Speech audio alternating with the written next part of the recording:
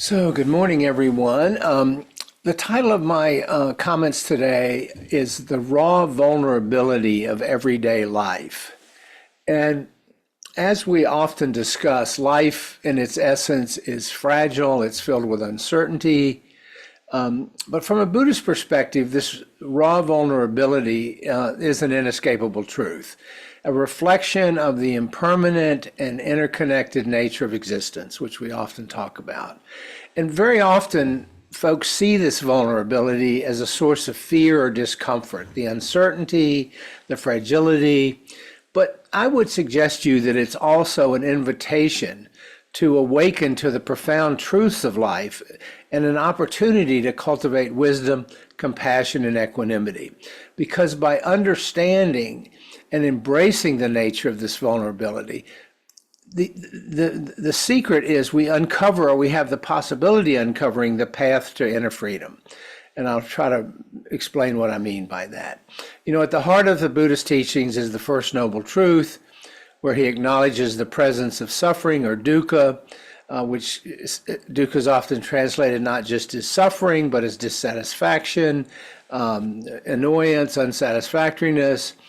And this raw vulnerability of everyday life is an expression of that dukkha, is an expression of that suffering, because life is predictable. Unpredictable, rather. I wish it was predictable, and Freudian slip there. Life is unpredictable. Relationships change, our health wanes, loved ones pass away, material security fluctuates, and even when life appears stable temporarily, there's always that underlying subtle unease that lingers, reminding us of the transience and temporariness of all things. It's always kind of lurking in the background. We can't ever really escape it. And this vulnerability stems primarily from the impermanence of the world that we talk about here again and again. You know, the absence of this of a fixed self. You know, all of these things contribute to this uneasiness, and our attempts to control it or cling to these fleeting states of happiness or stability, we just intensify our suffering, because it's not going to happen, and we frequently, you know, find that out. And from a Buddhist perspective, acknowledging the inevitability of vulnerability is not a cause for despair.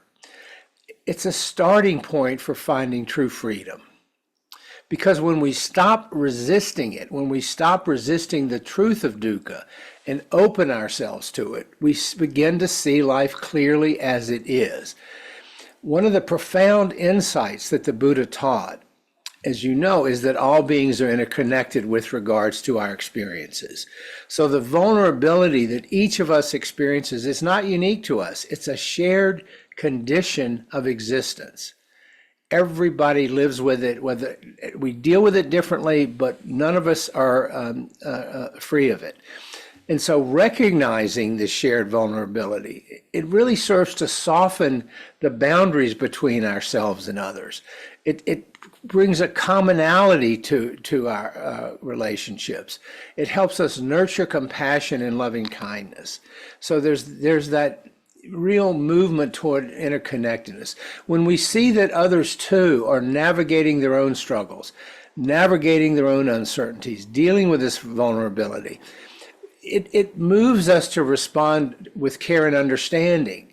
You know, we're all in the same boat. For example, when someone acts out of anger or fear, if we see it from this perspective, we recognize that their actions are often rooted in their own vulnerability. You know, rather than reacting toward them with judgment or hostility, we may be better equipped to approach them with empathy, with understanding that their suffering mirrors our own.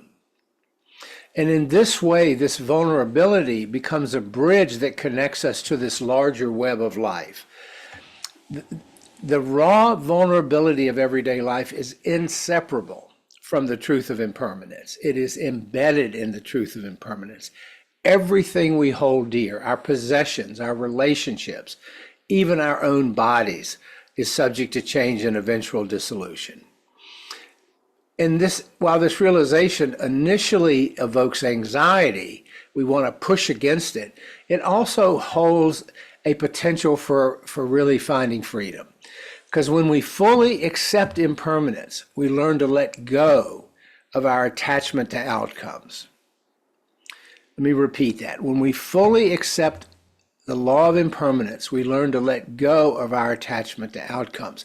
And keeping in mind, as we talk about here all the time, our attachment to outcomes is a primary source of our suffering. And by accepting impermanence, we can begin to live with greater ease and freedom. We just understand this is the way things are.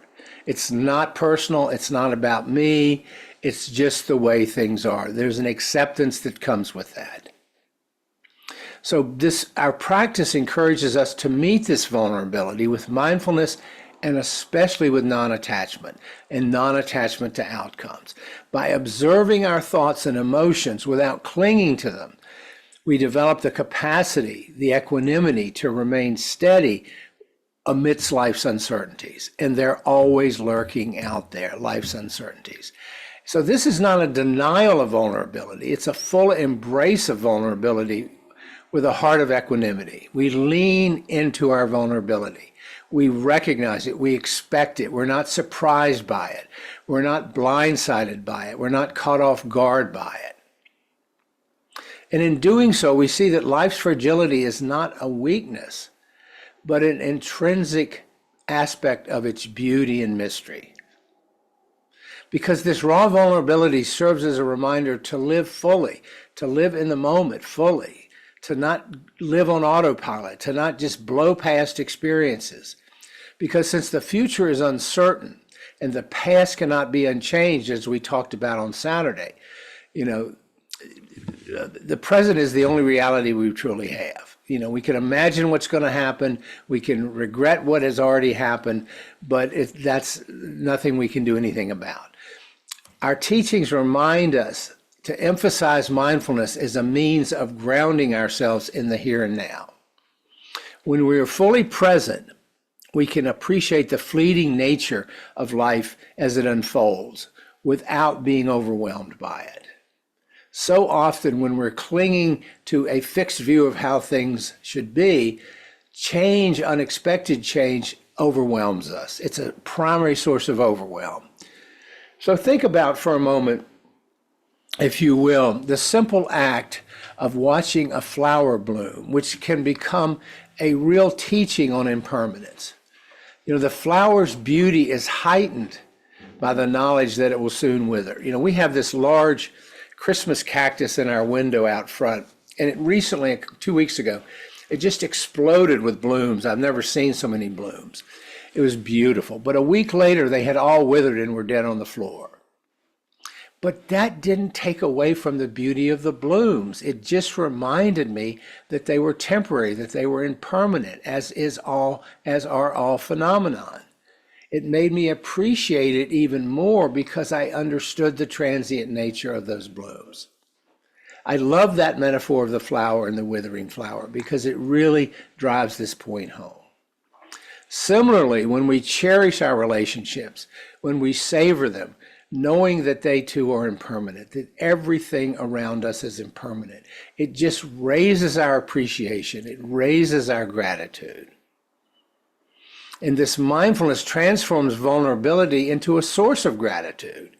It encourages us to live with life wholeheartedly. So as the Buddha taught, vulnerability is not something to be avoided. It's not something to be suppressed. Instead, it is something to be faced with courage and openness and something from which we can reap tremendous rewards. The Buddha himself exemplified this attitude when he left the comforts of his princely life and he confronted outside his father's palace the realities of aging, the realities of sickness, the realities of death, all about impermanence. But his journey was not to escape vulnerability. In fact, he escaped comfort and went toward vulnerability so he could understand it and transcend the suffering that it caused. So through our practice, we learn to sit with our fears of vulnerability, sit with our doubts, sit with our insecurities without being consumed by them. And one of the wonderful benefits of this practice is it fosters resilience, it fosters clarity so that we can navigate life's challenges with wisdom, with discernment. So vulnerability then, rather than becoming a source of fear and lack of control, becomes a doorway to spiritual growth.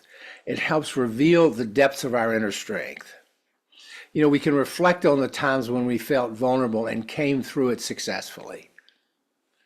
Because this raw vulnerability of everyday life from a Buddhist perspective is both a truth to be embraced and a path to awakening. By acknowledging the impermanence and interconnection of all things, we transform this fear of vulnerability into an opportunity for compassion, mindfulness, and liberation. What I'm saying here is that life's fragility is not a flaw. It's not something we have to fix, which of course we can't anyway, but it is a reality to be understood and cherished. In the face of vulnerability, we're reminded to live with greater awareness and kindness, to let go of our attachments, our clinging, and to savor the present moment. The Buddha taught, quote, all conditioned things are impermanent. All conditioned things are impermanent. And when we see this and understand it with wisdom, we can turn away from the suffering that otherwise would be there. By fully embracing and leaning into the raw vulnerability of life, we find freedom, we find peace, and a deeper connection to the world around us. So that is the raw vulnerability of everyday life.